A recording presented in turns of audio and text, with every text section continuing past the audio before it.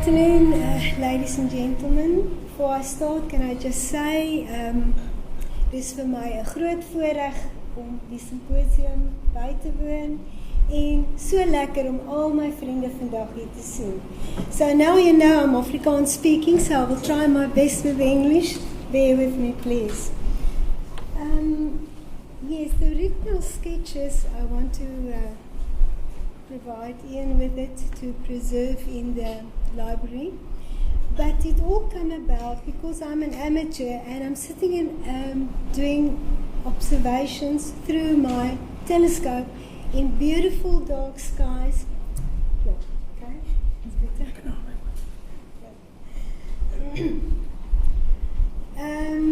Feeling a little bit lonely between all the ITs and the professionals today, but I am doing observations through my ordinary telescope in very dark skies, which is beautiful.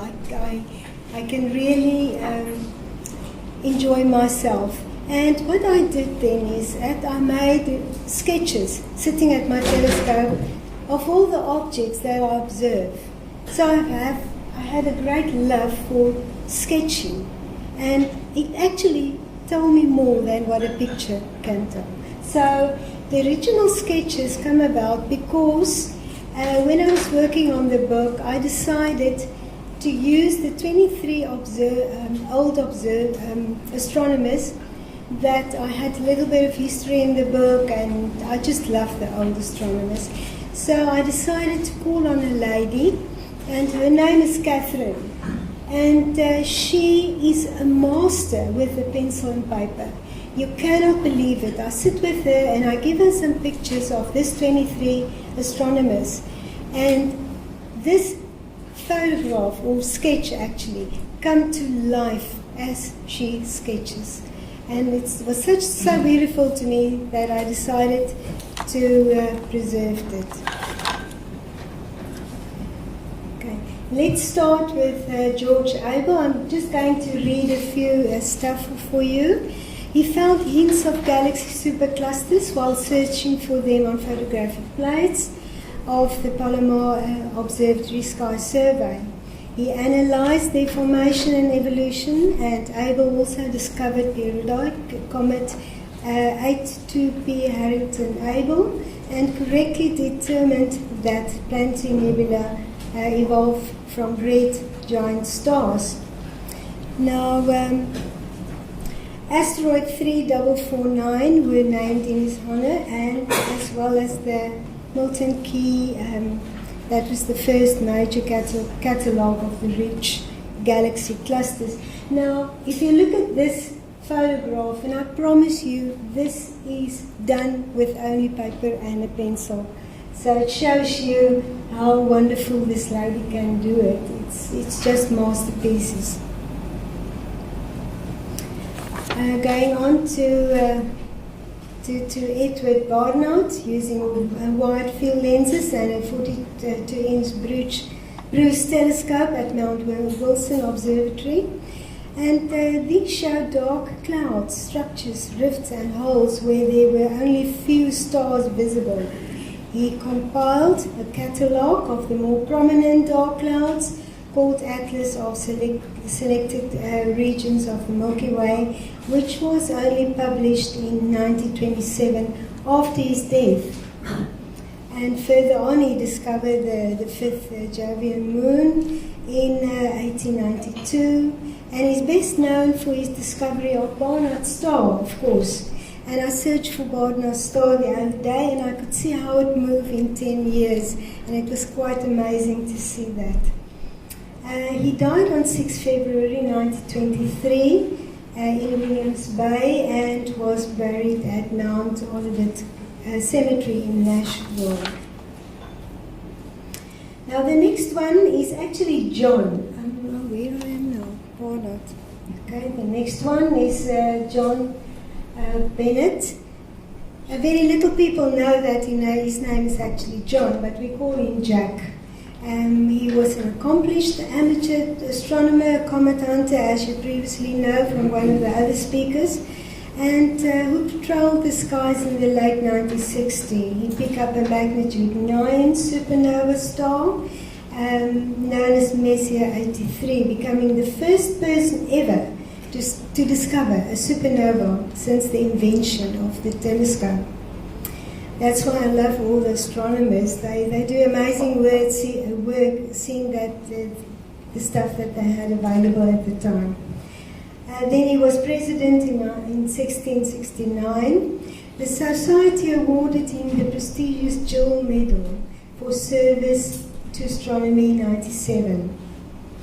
And then, of course, the comets. And in 1989, at the recommendation of Robert Knott of Silent Spring Observatory, the asteroid VD493 was named after him. And then he compiled the catalogue, Bennett catalogue, which I really want the amateurs to look at. It's a very nice project to attach. Yes, and his catalogue's got 152 objects. And look again at his photograph, or his sketch actually, and I hope you agree with me, it's better than a photograph. Okay, and then Lacaille, the French astronomer, observed the southern skies during his stay at the Cape of Good Hope from 1751 to 53, using a small half-inch refractor. Then I know how happy I am, or lucky I am at the moment. He measured the position of nearly 1,000 stars, or is it more, Ian? I think it's more now. But he also named 14 new constellations, as you all know, the Carina Nebula, the catalogue of nebula of the southern skies, which was published in 1763.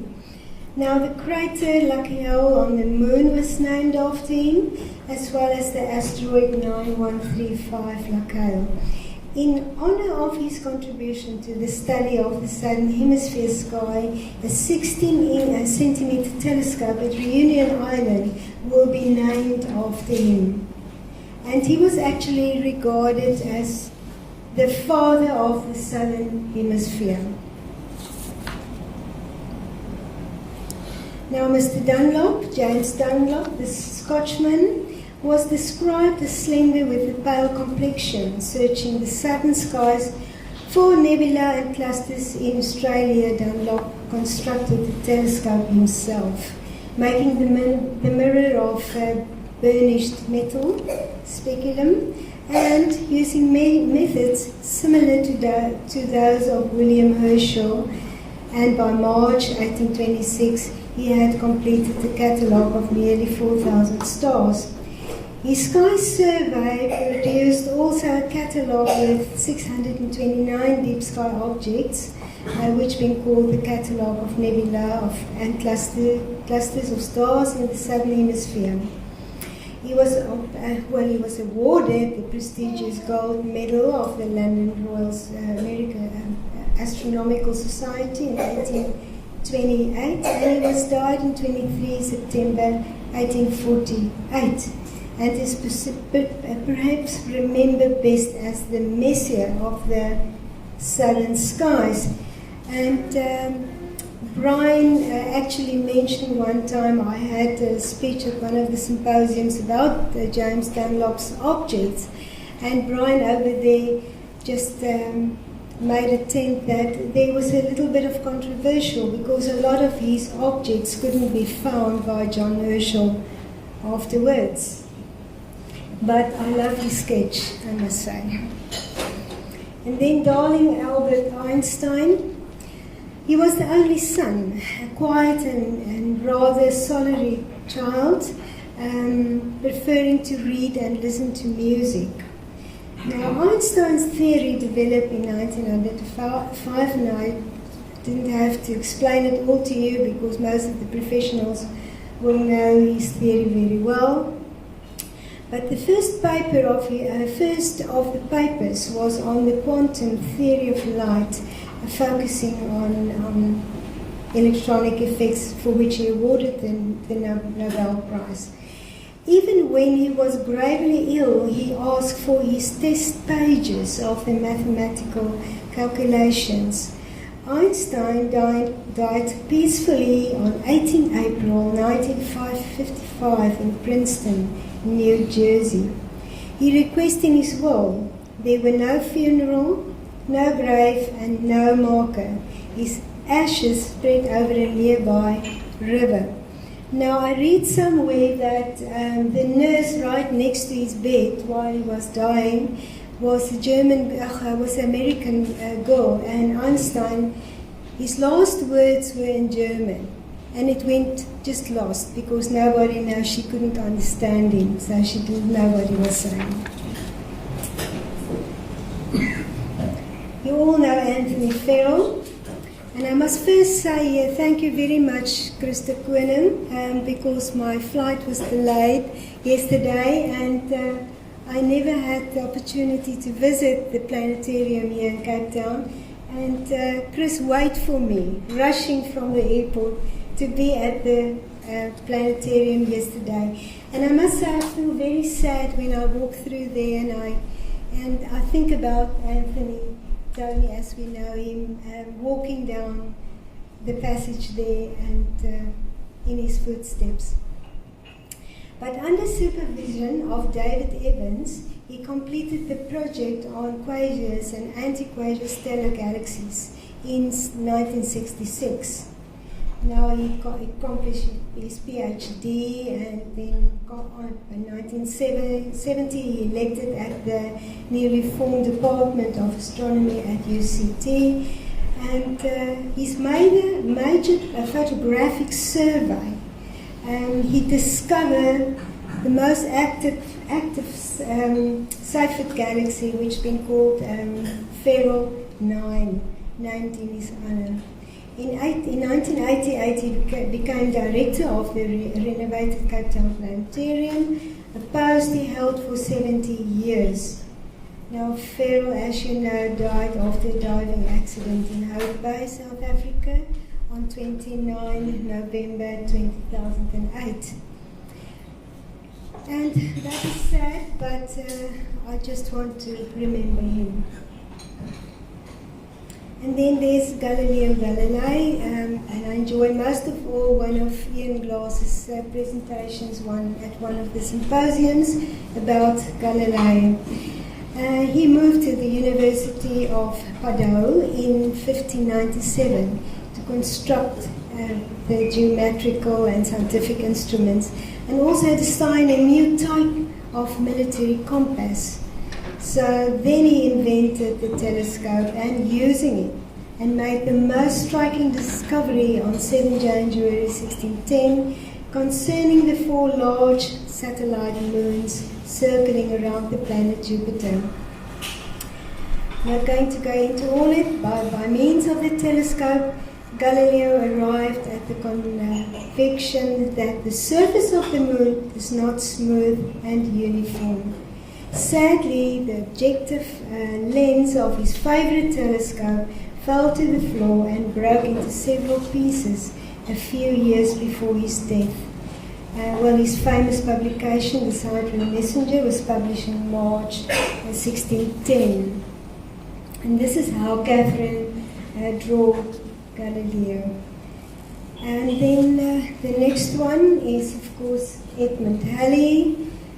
As a child, was very interested in mathematics and studied at St. Paul's School, and then from 1673 at the Queen's College, Oxford. He published papers on the solar system and sunspots, and he's best known for computing the orbit of the now famous comet Halley. He uses Isaac Newton's law of gravity to make the first accurate prediction of a solar eclipse in 1676. Now, Halley visited the South Atlantic island of St. Helena and published the result, which included details of 341 southern stars. I was there in Oxford at the time, and I went to his house, which is still in its original form, right next to the beautiful old city of Oxford with its imposing buildings. And this is a more detailed photograph of him. And then Mr. Handsome, as we called him, Karel Henses, died on 5 of October 1993 from high altitude sickness on the slopes of Mount Everest while attempting to climb the peak. Hensen was an astronomer, space scientist, and earned his PhD in astronomy from the University of Michigan. He was also an astronaut who had to wait 18 years before he could fly for a flight. And then during 1950, Henze worked at the Bloemfontein-La-Montaise Observatory. And his old observatory is still right next to the dome that one of the guys point out there. His nebula is, of course, wonderful objects. I try my utmost best to search for them. Some of them are very faint, but you can see some of them. And he compiled a catalogue of over 2,000 objects, mainly planetary nebula. In accordance with his previous expressed wishes, he was buried on Mount Everest. Now, when Catherine was busy with this sketch, she rang me up and she told me, I'm busy with Mr. Handsome at the moment. So you can see why. Next one is Carolyn Herschel. And I try my best to look for as most female astronomers I could find to just boost me up a little bit. But Carolyn Herschel was rescued from household tragedy in Hanover and brought to Bath in England by her brother William. Her selfishness and assistance enabled her brother William and his son John to leave the astronomical world a rich heritage. Now, of course, she discovered a few comets and she discovered, I think it was 8 comets and a few galaxies and a handful of deep sky objects. In 1835, the Royal Society selected her to honorary fellowship. She had an expert knowledge of astronomy and was one of the greatest observers of her time. What an incredible lady. Now, her brother William, very well known, he moved to England and settled in Bath, and of course he discovered on 13 March 1781 the planet Uranus, and a new world that was first shown through the light of a telescope. And now he began his famous review of the heavens and discovered thousands of double stars, nebula, etc. And very respected in Slough and given an honorary resting place on the church floor between the altar. Now the Latin inscription on the stone reads, "He broke through the barriers of the heavens," and that is to me one of the greatest words ever spoken. And for as long as humanity lasts, William Herschel will never be forgotten. And for me, it was one of my moments that I will never forget. Is going by slow train, fast train, taxi driver, and the taxi driver asked me, "Lady, where are you want to go?" I said, to the oldest church in Slough, because I didn't know where the church was. He said to me, "But lady, there's a lot of old churches in Slough, which one could it be?" And I said, "The one where William, the astronomer, has been buried." So he took me there, and it was to me one of the greatest feelings to just touch his stone inlay in the ground in front of the pillars. And there he is. Next, his son, I believe at the moment, Okus, he's the one who loved this man the most. The other way around. This is the father, no, not the son. You just did the son. Oh, You got the two. oh, I've got the two around. Okay, sorry, it's my papers. It's my papers, sorry. Sorry for that. Frederick, back. Okay, this was John, sorry, yeah. I just had it the other way around. Sorry about that one. any case, John Herschel was the only son of William, and like his father also dedicated his life to astronomy. Incidentally, he could easily have found the planet Neptune, because on 14 July 1830, one of his sweeps took him within half a degree of the then unknown planet. Now, John Herschel spent the years 1834 to 1838 surveying the southern stars at the Cape of Good Hope. He completed his father's William great task, and in 1864 published a catalogue of over 5,000 nebula and clusters. He was also the president of the Royal Astronomy Society in 1848, and John was a remarkable, pleasant and friendly person, according to documentation. And of course, a very good asset to the southern hemisphere for us. Sorry about that.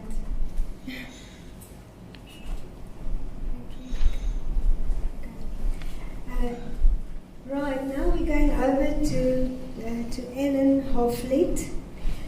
She was an American senior research astronomer at Yale University who spent 70 years searching the heavens. She studied at Radcliffe and received a doctorate from Harvard. She worked, of course, under Harlow Shapley.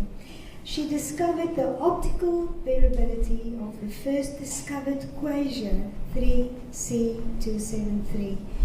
Hofflet is also renowned for her work on two-star catalogues, including the Yale Catalogue of Bright and Near Stars, which includes crucial information on all stars visible to the naked eye.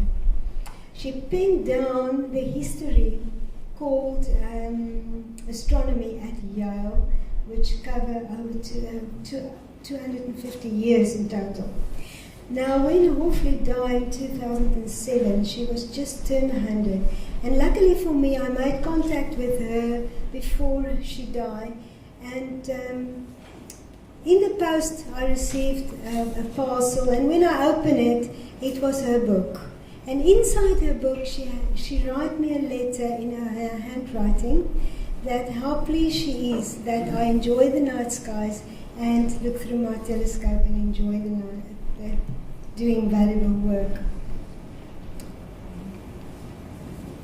And another thing is about her is that, no, it's not her, sorry, it's another one. I'll come back.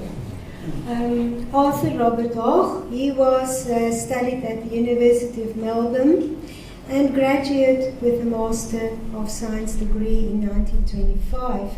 He joined the Commonwealth Observatory in 1929 and undertook research into atmospheric electricity before he came in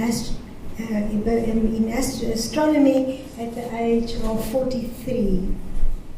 Now, he helped to choose the Siding Springs site, establish it the 74-inch telescope, and which he remained at the CSO for the rest of his life, which later changed the name to Mount Stormling. Now, this is the one I want to tell you about. When I started doing the Hoch project with 23 open clusters,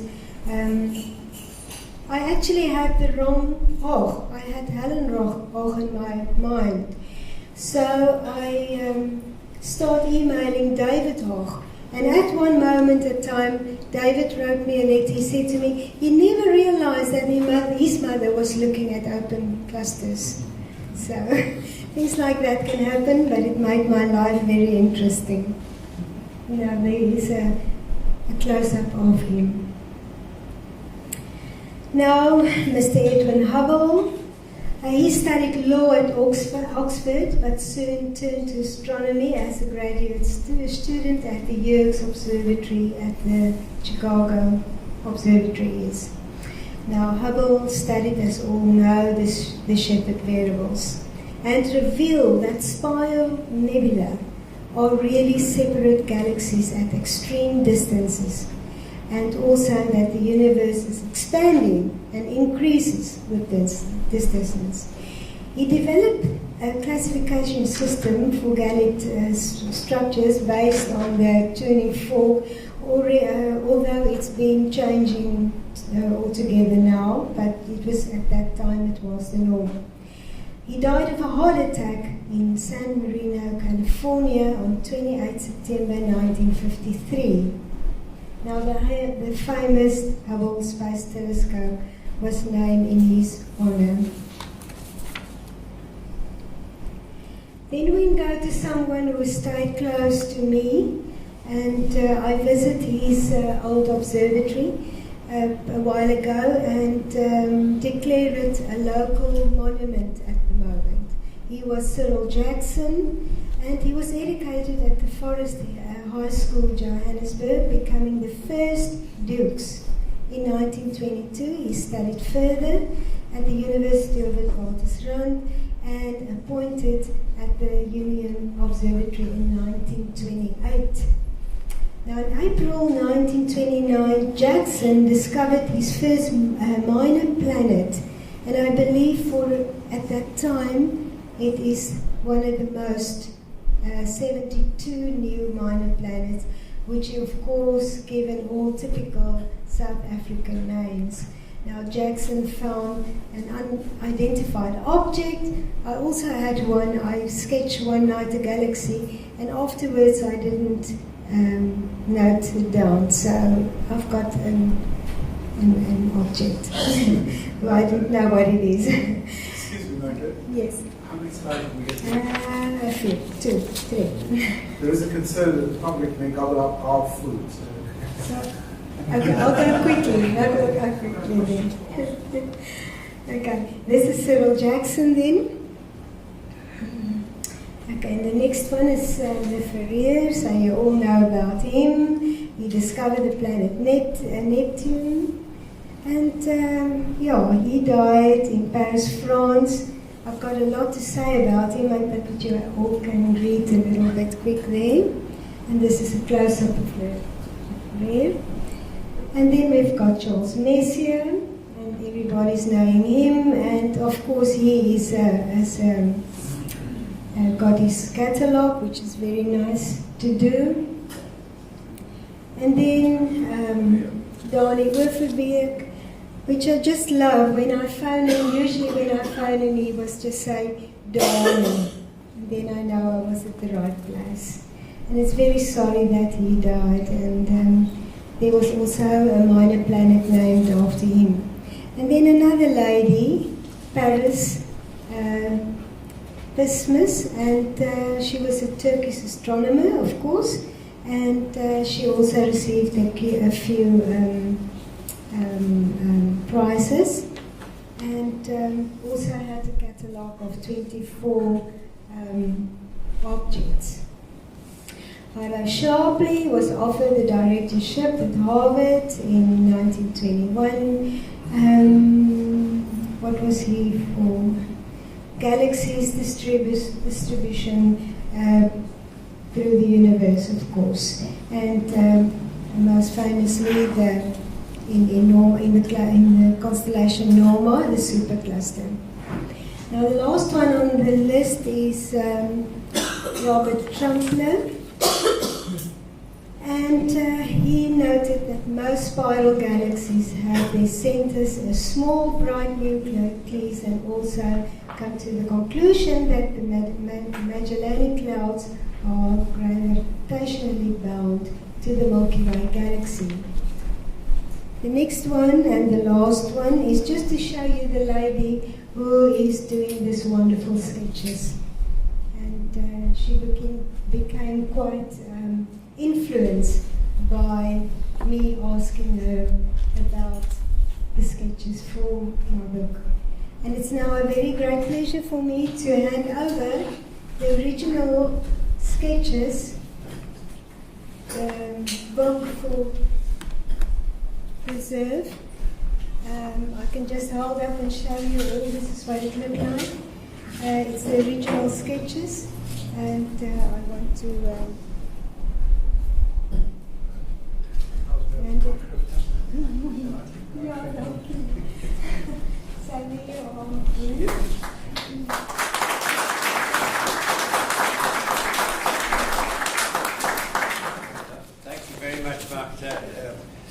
hope that the observatory will be allowed to use these in articles. Definitely. Because especially some of the South African people in here, haven't been honoured enough, and I think it's wonderful to have really nice pictures of them. It's masterpieces, I can assure you. Yes. Well, thank you, and of course, I just want to say how much I always appreciate your poetical sense of the universe, and I've corrected back those articles for a long time for the Astronomical Society, and that meant I had to read them in detail, and I enjoyed every word of it, I must say. Thank you, Ian. Thank you very much. We now have a presentation for Magda as a thank you for your very gracious gift to the Society and for making the presentation today. God bless you. And for you.